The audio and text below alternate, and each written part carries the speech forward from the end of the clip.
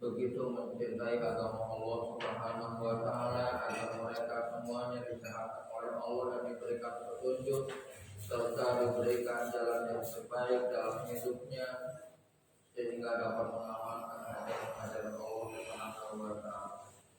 Kemudian kita juga mari kita baca salawat kepada Rasulullah sallallahu alaihi wasallam. Mari kita istighfar. Astagfirullahaladzim. Astagfirullahaladzim. Astagfirullahaladzim. Gimana pada suatu saat ya Allah mati rahmat yang paling syafaat yang mulia Allahu billahi minasyaitonir rajim. Bismillahirrahmanirrahim. Alhamdulillahirabbil alamin arrahmanir rahim maliki yaumiddin. Iyyaka na'budu wa iyyaka nasta'in. Ihdinas siratal mustaqim. Shiratal ladzina an'amta 'alaihim ghairil maghdubi 'alaihim waladdallin. Allahumma shalli 'ala sayyidina Muhammad wasbilil zalimin bizzalimin. Allahumma sholli ala sayyidina Muhammad wasbilil zalimin bizzalimin. Wa akhrijna min bainihim zalimin.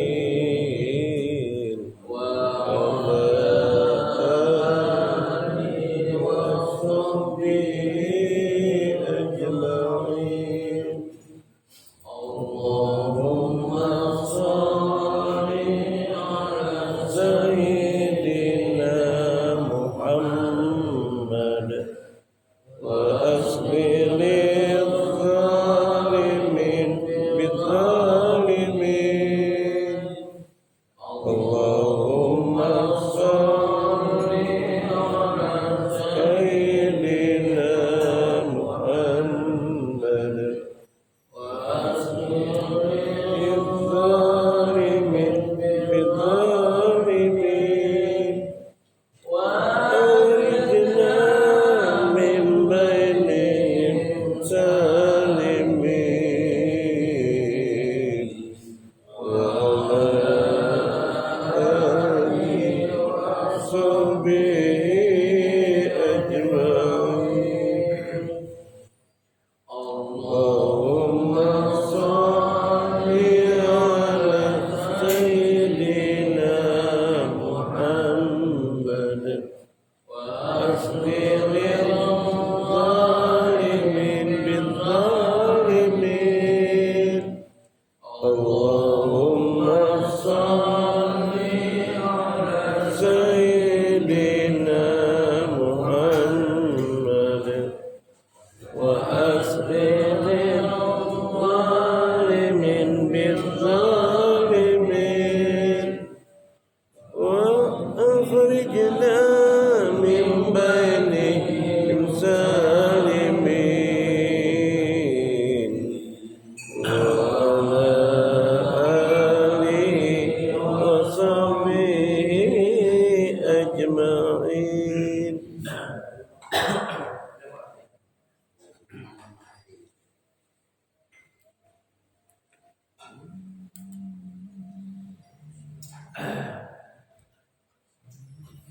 Baik Bapak sekalian, ini ada ayat yang sungguh luar biasa ya Pak. Kata Allah Subhanahu wa taala, "Qul katakanlah hai Muhammad in kuntum tuhibbunallah, jika betul kamu ini mencintai Allah. Fattabi'uni, maka ikutilah Rasulullah sallallahu alaihi wasallam. Maka ikutilah aku." Maksudnya Rasulullah sallallahu alaihi wasallam. Yuhibbukumullah, tentu Allah akan mencintai kamu juga. Wa yaghfir lakum dzunubakum, dan pasti Allah akan mengampuni dosa dosa kamu.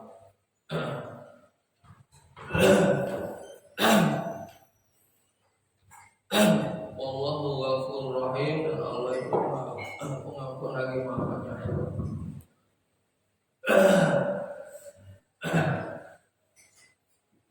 Jamaah yang berbahagia,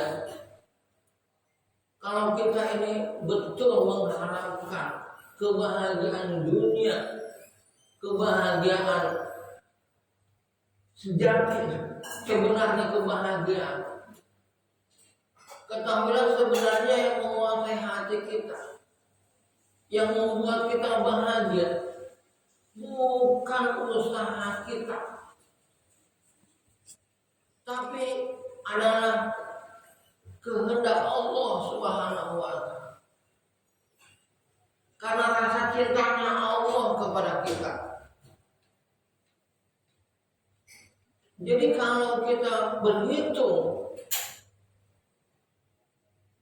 dengan baik, sebenarnya kita ini bukan banyak bahagianya kalau kita berhitung dengan baik.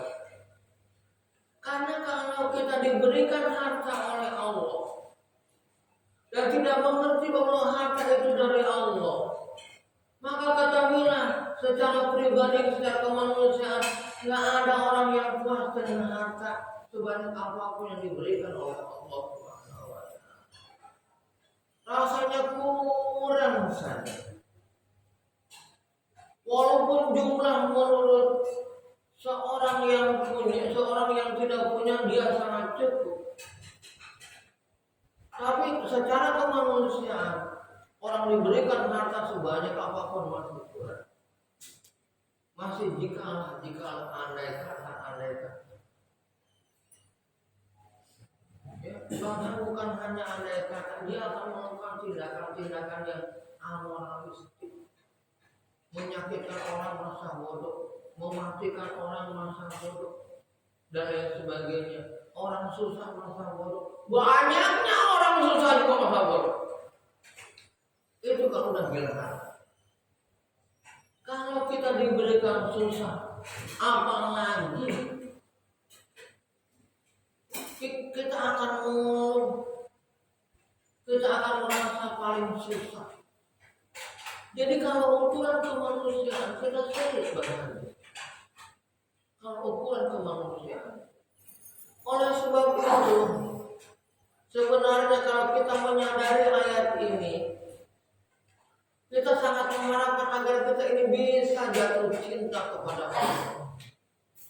Katakanlah hai Muhammad, qul in kuntum tuhibbuna Allah, jika kalian betul-betul orang yang cinta kepada Allah, karena memahami segala sesuatunya, amin Allah. Ma'asobaka min hasanatin famin Allah. Apapun kebaikan yang kamu rasakan manfaatnya, itu sebenarnya dari Allah Subhanahu wa Ta'ala. Sesuatu yang tidak akan membawa efek negatif kepada psikologis kita, yang tidak akan merusak jiwa kita, yang tidak akan merusak tatanan nilai moralitas kita, yang tidak akan merusak hubungan kemanusiaan dan lain sebagainya. Itu karena kita mengharapkan rasa cinta kita kepada Allah, karena ada harapan kecintaan kita kepada Allah.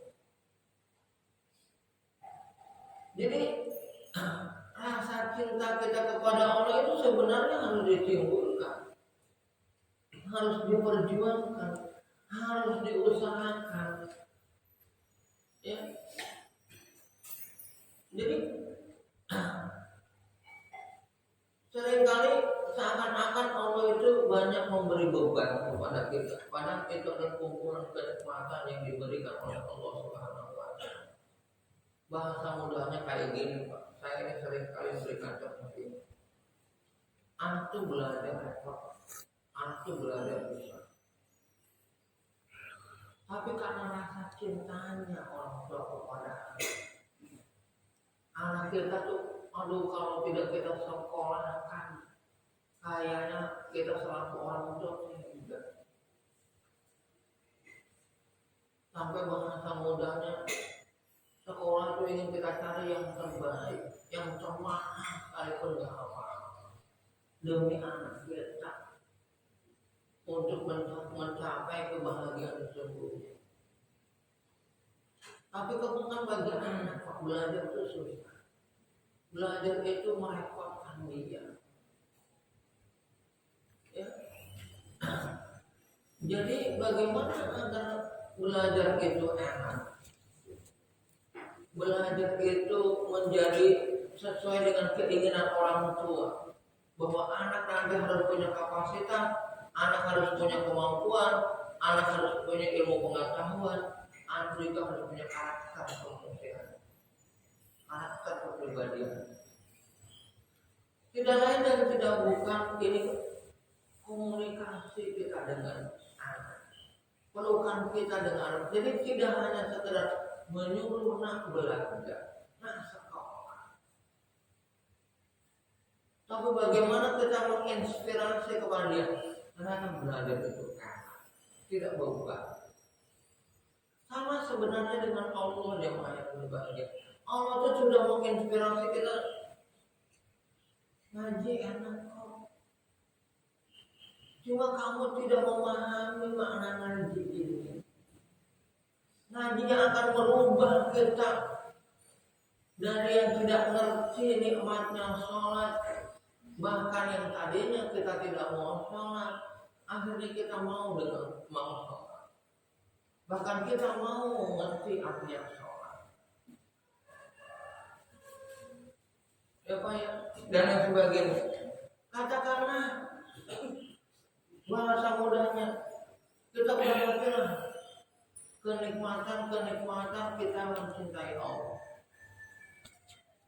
Akhirnya sholat kita perbaiki,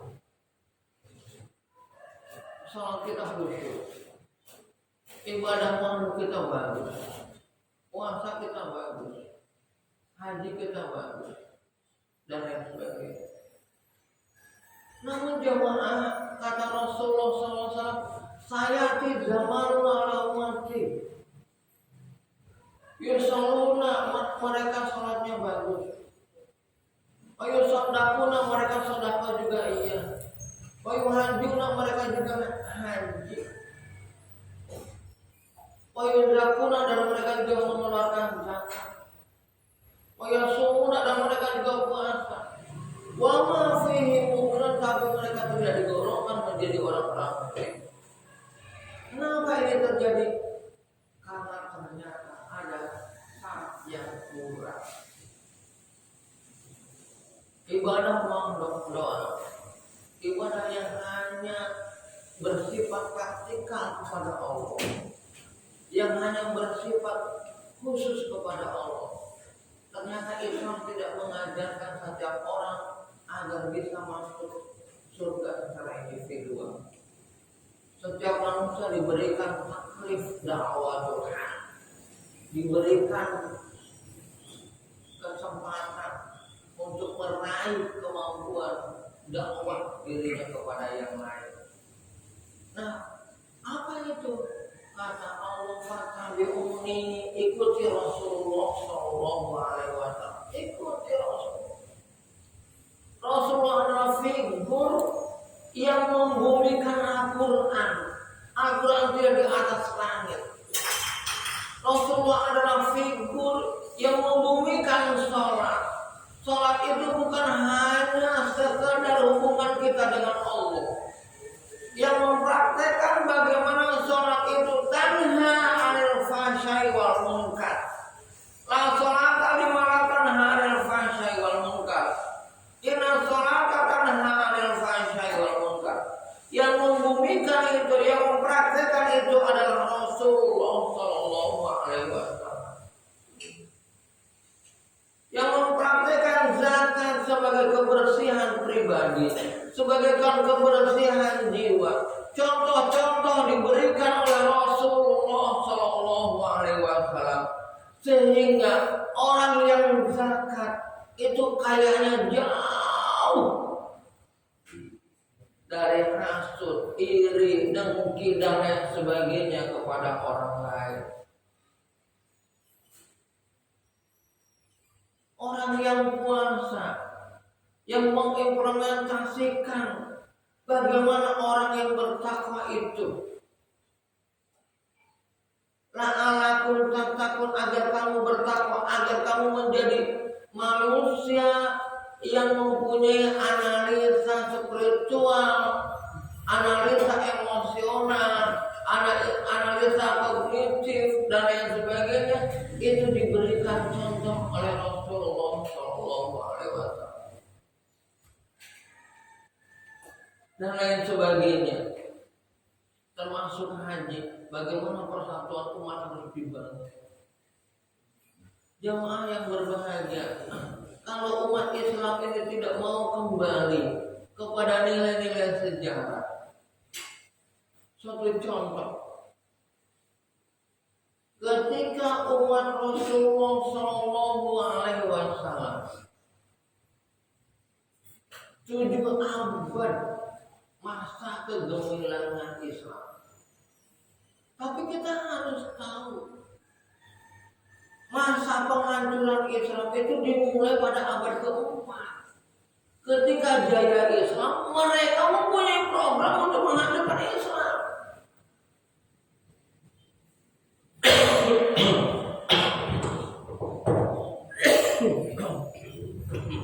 Mereka tidak diam. Di abad ke-4 Hijriah, mereka sudah kosak-kosuk. Bagaimana umat Islam ini persatuannya tribal? Karena kekuatan Islam ada pada persatuan Islam. Mereka akhirnya menemukan agar umat Islam tidak bersatu, hancurkan bahasanya. Akhirnya mereka pun punya program bahasa Arab harus diikuti sedikit demi sedikit di dalam negeri. Udah mulai ditiupkan nasionalisme, bahasa masing-masing daerah dipentingkan. Mulai ditiupkan kultur, bahwa kita punya budaya dan budaya itu harus dilestarikan dan lain sebagainya. Ini adalah program penghancuran Islam pada masa itu. Jadi mereka kosak-kosuk. Ini tak ubah kayak perang salib zaman. Perang salib itu mereka nggak pernah menang. Mereka kalah total. Sekalipun jumlah tentara mereka banyak banget, berkali-kali daripada tentara Sabil yang dipimpin oleh Salahuddin Al-Ayyubi. Bahkan Salahuddin Al-Ayyubi nggak mau memukul dari belakang. Ketika Raja Victor IV itu sakit, yang menyembuhkan adalah Salahuddin Al-Ayyubi itu sendiri. Dia datang sebagai tabib untuk mengobati Salahuddin Raja Victor IV agar perang itu bersama pemimpin. Sudah sembuh baru terjadi perang salib kembali. Jadi secara fisik umat Islam menang. Tapi ketahui jemaah, secara mental, secara kualitas umat Islam di perang salib. Kenapa? Karena pasukan mereka tidak bersifat fisik.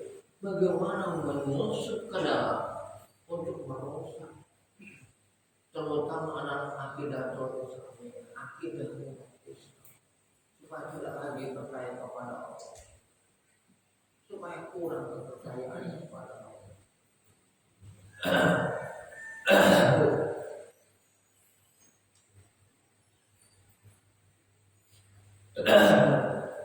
Tidak main berbagai seperti itu. Jadi perang salib itu secara fisik kita menang, tapi secara spiritual kita kalah dan lain sebagainya. Karena mereka tidak diam, Mereka dari mana kekuatan umat Islam itu dihapus habisnya seperti sekarang. Ukhuwah Islam yang mana? Karena hampir disebut sulit. Kalau Rasulullah begitu berbicara umat, ketika ada diinformasikan oleh malaikat Jibril, ada umat Rasulullah yang akan menjadi penghuni neraka yang paling dalam. Itu Rasulullah pingsan sedemikian rupa karena dia cintanya kepada umat.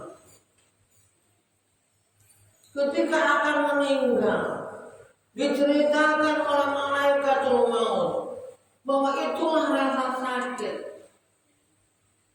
Beliau menahan rasa sakit yang luar biasa itu, masih berbicara bagaimana nasib dengan umatku, masih mendoakan, bahkan masih meminta, ya malaikatul maut, sakilni ala umati, biar aku yang merasakan rasa sakit ini, tidak umatku. Berikan selembut-selembutnya dalam menarik nyawa umat-umatku. Nabiullah Muhammad SAW sampai seperti itunya. Akhirnya terjadilah ada orang yang meninggalnya saat sholat, ada orang yang meninggalnya saat ngaji. Begitu indah, bahkan ada orang yang meninggalnya setelah menjalankan sholat, ketika dia berzikir seakan-akan mengerti di momen Nabi SAW. Akhirnya dia pun menyiapkan diri. Dia tidur dengan tenang dan lain sebagainya, tidak ada pemberontakan, tidak ada yang sedemikian rupa, tidak dipanggil anak-anak. Dia dengan ikhlas kepada Allah meninggal. Subhanallah. Ini ada orang-orang seperti ini. Ini kan berkat doa Rasulullah agar tidak terjadi sakaratul maut yang rasanya luar biasa. Makanya diajarkan oleh para ulama kita itu, Allahumma awwin alaina fi sakaratil maut. Mudahkan ya Allah dalam sakaratul maut. Sedikit saya berbicara mudahkan, karena sakaratul maut itu ujungnya akan sakit. Setelah kita tidak mampu menahan lagi rasa sakit, kita akan kembali kepada Allah, akan mati. Jadi ujungnya sakit itu adalah oleh sebab itu khawatir dalam penderitaan yang luar biasa itu kita seuzon kepada Allah, kita bangkit kepada Allah dan lain sebagainya. Karena satu cara adalah jauh-jauh hari kita selalu memohon dan meminta kepada Allah agar diringankan dalam sakaratul maut. Jadi jemaah yang berbahagia, Rasulullah ada figur yang seperti itu, figur yang membumikan nilai-nilai Islam, Islam yang bermasyarakat, Islam yang bernegara, Islam yang berkeluarga. Itu dibumikan oleh Rasulullah SAW. Jadi kalau kita ini hanya senang sholat, tidak senang berkomunikasi dengan orang lain, ya, tidak senang untuk bahasa mudahnya membantu orang lain, tidak berpikir dengan orang lain, itu adalah mungkin dia mencintai Allah tapi belum bisa mengikuti Rasulullah SAW. Jamaah Rasulullah orangnya. Siti Khadijah yang kaya raya seperti itu, matinya Siti Khadijah dalam kelaparan yang luar biasa. Baju-baju mewah yang dulu dipunyai oleh Siti Khadijah habis sehingga bajunya pun mempunyai banyak kesabaran di akhir hidupnya. Karena saat itu Rasulullah dalam kondisi yang baru, tidak boleh apapun masuk kepada musuh dan titik Khadijah ada di situ. Subhanallah. Ya. Jadi Rasulullah itu jemaah yang berbahagia adalah figur yang mampu melahirkan Abu Bakar, Umar, Utsman, Ali dan lain sebagainya, Abu Rahman bin Auf dan lain sebagainya. Orang-orang hebat yang luar biasa karena melihat Rasulullah. Oleh sebab itu kalau kita mengikuti Rasulullah, ayo ketika orang melihat kita, oh Islam itu seperti ini. Ya jemaah, oh Islam itu seperti itu. Jangan sampai ketika orang melihat kita selaku muslim, sebagai salah satu figur yang mengikuti Rasulullah SAW, oh Islam hanya seperti itu. Ya. Artinya kurang kuat iman dia. Pribadi sombongnya tetap ada, pribadi angkuhnya tetap ada. Kenapa? Dia mengikuti kita. Bagaimana orang itu melihat Islam kita? Hilang nilai-nilai kesombongan, hilang nilai-nilai keangkuhan. Bahkan jemaah yang berbahagia, mungkin saja kita ini orang yang sangat membutuhkan sesuatu, tapi tidak terlihat kita membutuhkan sesuatu. Ya, dan lain sebagainya. Bahkan ada hadis yang bunyinya, ayo minum ahadukum, jika tidak beriman seseorang jika tidak mencintai saudaranya seperti mencintai dirinya bahkan lebih. Jadi bahkan kita ini bahasa mudahnya kepada sama muslim itu kayak mencintai anak-anak kita. Ya, jadi ngerti lebih baik orang lain bahagia daripada kita bahagia. Lebih baik orang yang, nah itu seakan-akan seperti itu, seakan-akan seperti itu. Jadi kita peduli kepada orang. Apalagi dengan kondisi yang sekarang ini, kondisi yang terlihat nyata di kita, bahwa sekarang ini corona yang dijadikan alat kebohongan. Ini membuat umat semakin susah, terutama kalangan miskin ke bawah. Nah ini kan harus ada solusi kita selaku umat Islam terhadap nasib saudara kita. Apakah jika ada saudara kita yang meninggal kelaparan daerah sini, kita tidak berdosa? Selaku sesama muslim yang nanti akan ditanya oleh Allah Subhanahu wa Ta'ala, siapa saudara kamu sesama muslim? Lalu saudara kamu muslim, tetangga kamu seperti itu, mati karena kelaparan. Oleh sebab itu kita tidak bisa jemaah yang berbahagia, ya, tidak mencintai, tidak peduli kepada orang lain.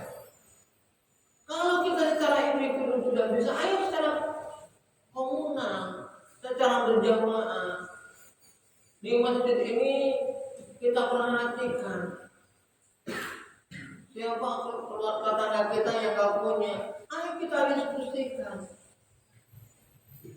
Sekarang apakah mudah mencari-cari kerja? Remaja-remaja kita apakah mudah mencari kerja? Kan sulit.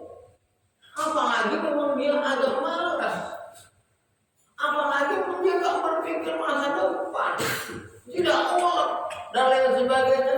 Kan ini akan semakin susah. Sudahlah tidak punya kapasitas, sudahlah tidak punya keinginan, tidak punya kecenderungan. Kadang-kadang kita fasilitasi juga gak ngerti, dia difasilitasi sama kita. Karena akhirnya semakin repot usaha kita. Tapi siapa tahu dengan komunal, dengan kebersamaan, ini suatu saat bisa kita sadarkan dia bahwa kita berbuat seperti ini adalah demi kepentingan dia. Kita berbuat seperti ini adalah untuk menyelamatkan dia. Bahasa mudahnya seperti ini. Nah, jadi jemaah yang berbahagia sekali lagi mengikuti Rasulullah intinya adalah membumikan nilai-nilai Quran di tengah-tengah kita. Jadi Al-Quran itu bukan sesuatu yang mengawal. Kan Quraisy sudah membuat buku besar membumikan nilai-nilai Quran. Jadi Al-Quran itu bukan sesuatu yang perlu ada di langit. Bahasa muda Allah sudah walaqad yassarnal Qur'ana fahamil mudah. Sungguh telah memudahkan Al-Quran. Kenapa kamu tidak mau mempelajari? Banyak cara. Kita nggak usah berdebat bagaimana cara memahami Al-Quran. Karena orang Kristen punya framework, punya peribahasa, banyak jalan menuju Roma, sama banyak jalan menuju memahami Al-Quran. Banyak jalan.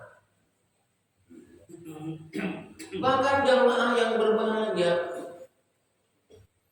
kata Allah Subhanahu wa Ta'ala, afala yatadabbaruna al-Qur'an walau ghara min indillah law wajadu fihi ikhtilafan katsiran. Kalau Al-Quran itu bukan di sisi Allah, tentu akan sangat banyak perbedaan pertentangan di dalamnya. Jadi jangan manapun kalau kita betul ingin mengadakan kajian Quran, itu tidak akan ada perselisihan. Yang jadi masalah adalah kita merasa yang paling benar. Kita merasa orang yang telah menemukan jalan itu banyak jalan, tapi dia merasa orang harus kayak gua. Jalannya kayak gua, nggak bisa. Jalan itu masing-masing. Karena kecenderungan orang masing-masing, tabiat orang masing-masing, keinginan orang masing-masing, hasrat orang masing-masing, watak orang masing-masing, bakat orang masing-masing, kemampuan orang masing-masing, kapasitas orang masing-masing. Tidak perlu dipaksakan. Jadinya orang juga masing-masing. Yang paling penting informasikan. Mungkin ada yang cocok bagi dia. Inilah jalan yang terbaik untuk mendekatkan diri kepada Allah Subhanahu wa Ta'ala. Ini kadang-kadang manusia berkelahi pada perbedaan. Pada perbedaan dalam Islam Allah sengaja kan Allah adakan sebagai sebuah bukti kekuasaan Allah. Kalau semuanya manusia sama, ya pikiran kita ya udah ada, nanti Allah bikin komputer tinggal masuk dah. Tidak, Allah berikan menjelimet, Allah berikan menjelimet supaya dia tahu bahwa Allah itu Maha Kuasa. Manusia yang semuanya mempunyai perasaan, tapi sebenarnya perasaan manusia beda-beda. Ada yang seperti ini mudah tersentuh, ada yang seperti ini sulit banget tersentuh, dan yang sebagainya. Perasaan manusia berbeda-beda jemaah, walaupun setiap manusia punya perasaan dan yang sebagainya. Jadi tidak bisa umat Islam ribut pada perbedaan, karena umat Islam lah yang menyadari.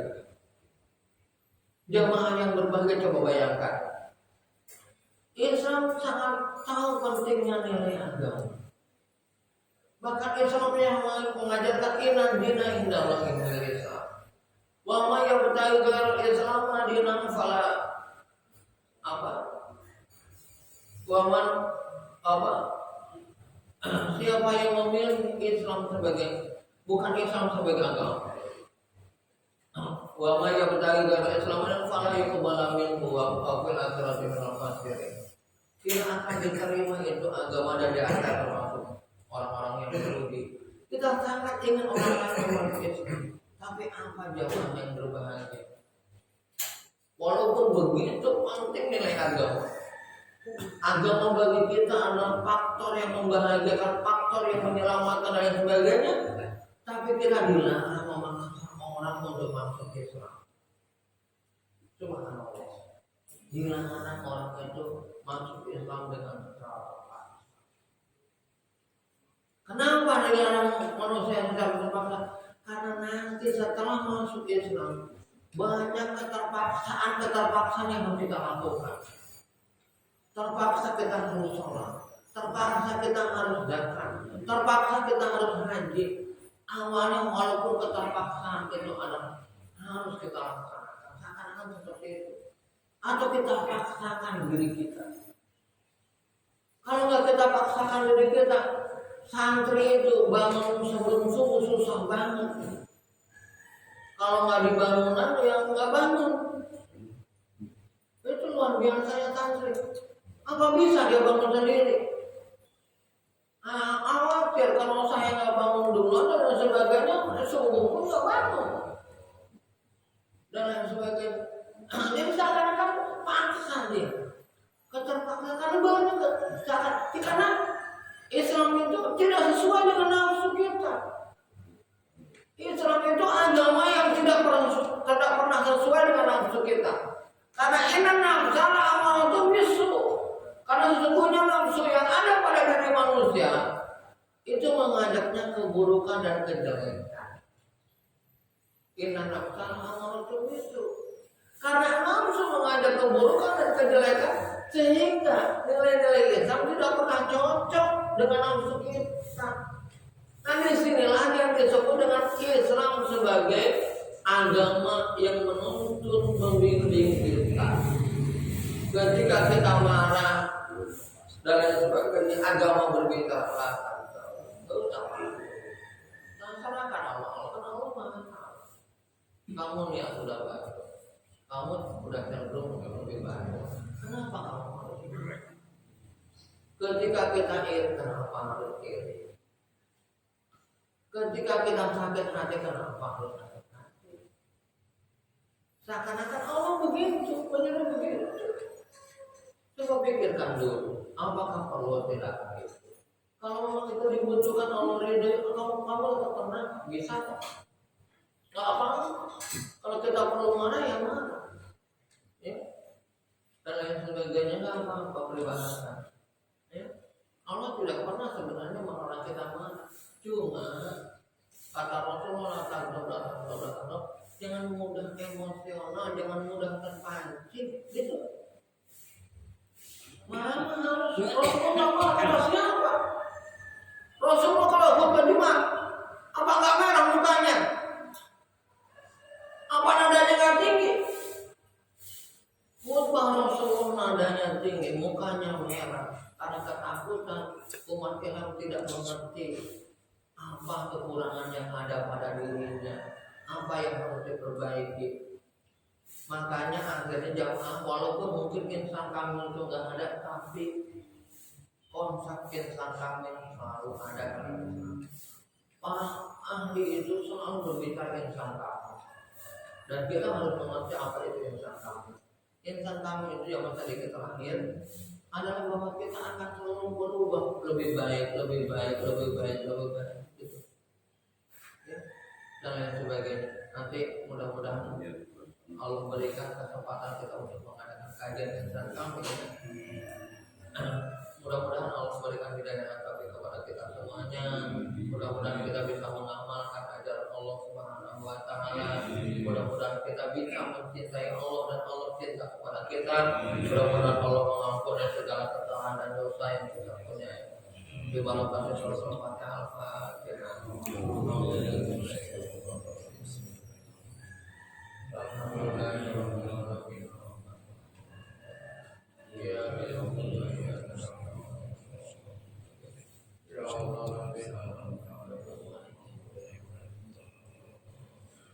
Allahumma shalli ala